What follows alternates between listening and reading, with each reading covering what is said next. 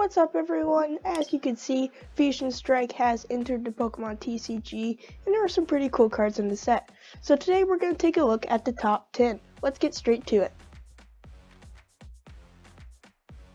Quick little reminder before we get into these top 10 cards, make sure you hit that subscribe button if you have not already, and click the notification bell so you don't miss new videos when they're uploaded. I upload every Monday and Thursday. Make sure you drop this video a like, it really helps me out, and drop me a comment about Fusion Strike or anything TCG related. I read all the comments and I'd love to hear from you guys. So we're going to talk about 5 cards that you'll want to be looking for if you're a collector and if you're wanting to maybe sell your cards for some profit. And we'll also talk about 5 cards that might show up in a competitive scene and that are definitely a powerhouse Pokemon or trainer. So we're going to start with the Pokemon that you want to look out for if you're a collector. So we're going to start with Gold Flaffy here. So most of the Sword and Shield sets we've seen so far have contained some Gold Secret Rare Pokemon. And for this set, it is Flaffy. I'm not 100% sure if Flaffy is a shiny Pokemon on this card or not, but it does look pretty cool nonetheless. So Flaffy is a pretty cool looking card because as you can see, it is all gold. But it also works well in the competitive scene. So if you were to pull this, you could potentially use it in your Rayquaza V Max deck or other decks that benefit from Flaffy. So that's one factor that might drive up the price of Flaffy. And if you are looking to purchase this card for your collection, I don't think it's actually costing that much right now. So that is one pretty cool thing about this Flaffy card. But I think it's really cool. It's playable, it looks awesome, and it's golden. So those are probably 3 really good reasons to look out for Flaffy if you are collecting new cards from Fusion Strike. Now let's get into the next one. So Flaffy, as I mentioned, wasn't a super high price card, surprisingly, but these other ones actually are pretty high price, especially Gengar V Max alternate art. So there's several new Pokemon V Max. A lot of these are alternate arts. Gengar V Max here is an example. It's single strike. We'll get more into what this card does in the competitive scene when we talk about competitive cards here in a little bit. But this particular card is really cool. Kind of looks like someone used crayons to draw this artwork. This card is going for over $100, kind of into the 130s. It's a really rare card and it looks really cool.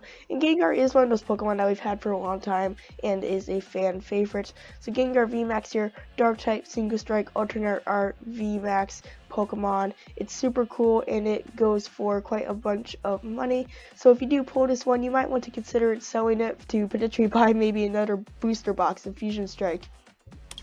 The next one we have is Espeon V Max, another very popular and pricey card. So in Evolving Skies, we got a lot of Evolution Vs and V Maxes, and I believe all of the V Maxes except Vaporeon, Flareon, and Jolteon got alternate arts. Espeon V Max here actually didn't either, but everyone else did, and so kind of left us wondering where is Espeon going to be, the alternate art, and here we go, we got it. Its friend Umbreon V Max actually is going for a lot of money still, and Espeon V Max is too. I believe this card is also with Gengar V Max in the 130s, at least above 100. It's, again, very rare card, and these evolutions are such fan favorites that I think that's part of what drives up the price. It looks super cool as well. As you can see, Espeon is kind of climbing on these buildings, and I believe these are some of the same buildings that Umbreon is climbing on in the nighttime with the Umbreon V Max alternate art. So this is a really cool card. It's somewhat playable, but not especially. I think it's mostly just the popularity of this Pokemon and the fact that it is the missing evolution alternate art that drives the price up and the collectability of it. Next, we have Mew V Max alternate art. So Mew V Max here, alternate art, is a Fusion Strike Pokemon. It's a very popular Pokemon from this new set. Again, Mew, fan favorite. That's what's going to drive up the price of this one. It is also a new Fusion Strike Pokemon, so that could be a factor. And Mew is kind of the poster boy of the set. On the majority of the pack arts, and Mew is just kind of, it's literally the logo of the set. If you look down here in the bottom left corner, you can see it's Mew's tail with some of those Dynamax clouds around it. But Mew V Max here, again, we'll get into what this card does competitively in a little bit because it is one of our top 5 cards for the competitive scene. But Mew V Max, it's very playable, it's very popular, it's a fan favorite, and this alternate art is really cool. In my opinion, it's kind of similar to the Mew V Max pack art that you'll see on the packs and other Fusion Strike products.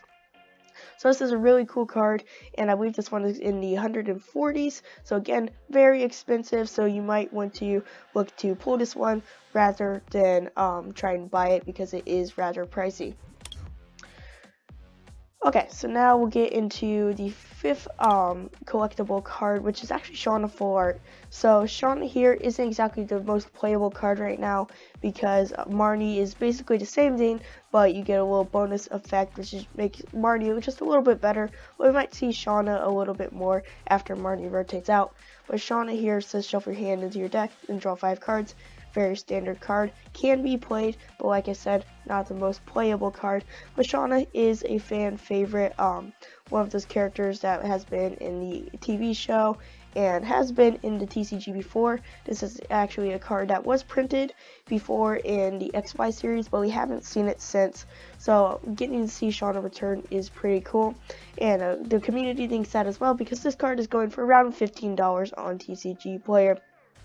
So for a full art trainer card, it actually is kind of higher up in the pricing, and especially it's kind of surprising because it's not the most playable card, so it's kind of surprising to me to see this be a little higher up in the pricing.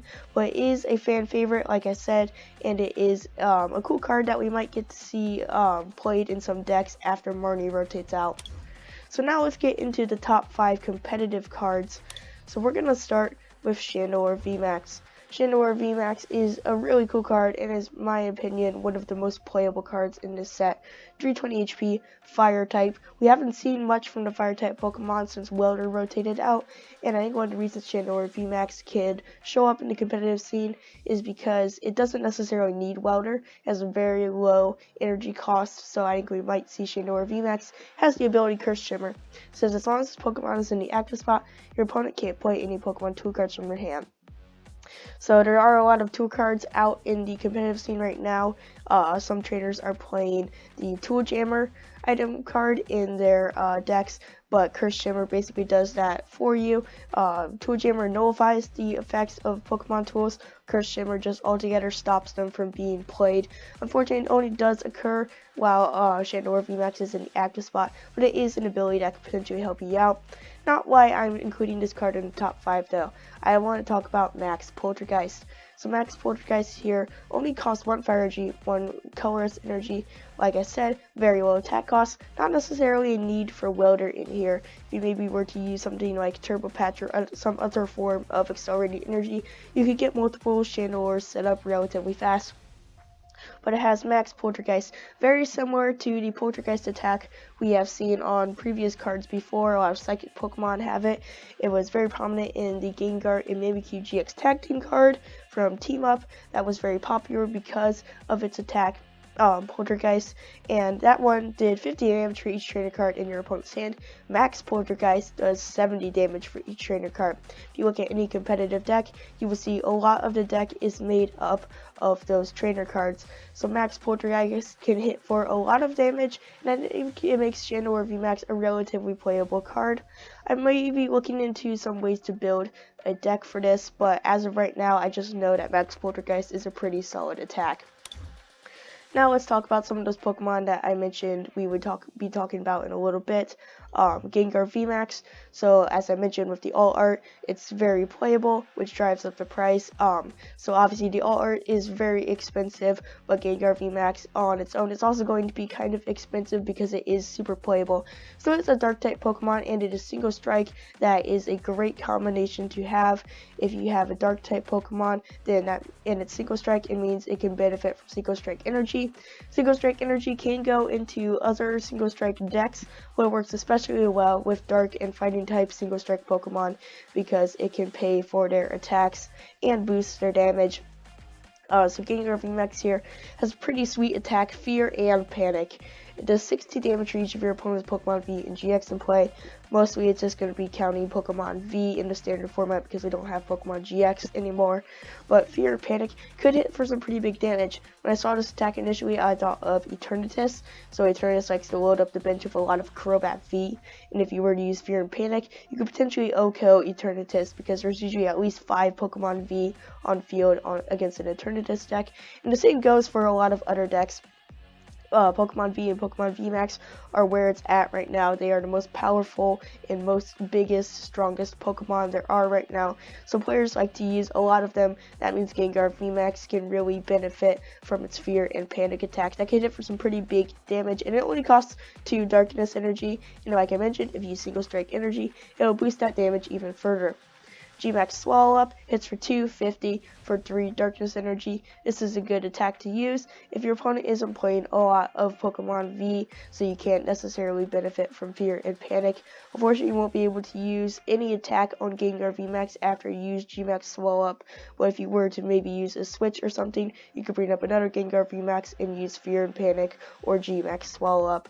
So Gengar V Max is a very good card. I think we could potentially see this one partnered with the popular Umbreon V Max.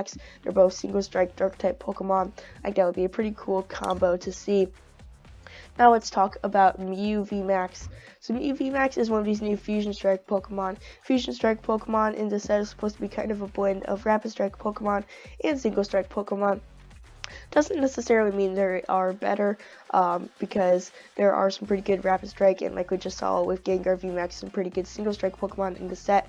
But Mew V Max here is a relatively good card. I didn't expect to see any Fusion Strike decks come out of this set because I didn't think there would be a lot of support for it yet.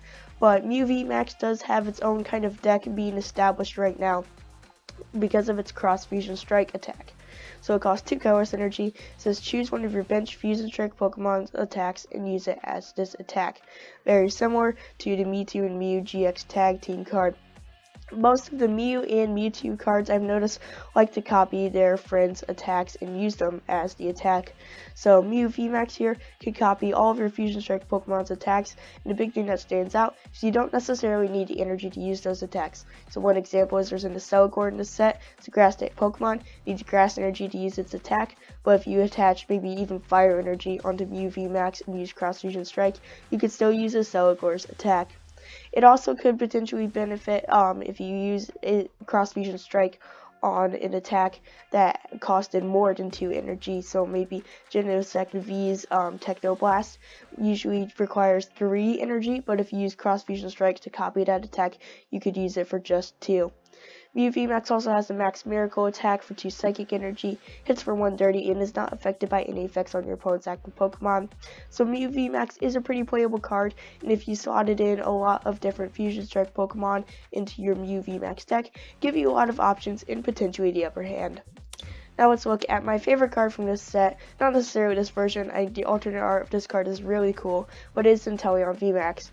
Inteleon VMAX is sort of a pricey card, just this regular version that we're looking at here usually goes for about $13 on TCG Player. It's a Rapid Strike Pokemon, it is 320 HP, and it is a Water type. It has the ability Double Gunner, which is one of the best abilities we've seen in a while. It says you must discard a Water Energy card from your hand in order to use this ability. Once on your turn, you choose 2 of your opponent's bench Pokemon and put 2 damage counters on each of them. Very similar to Quick Shooting from the Inteleon that we saw in Chilling Reign.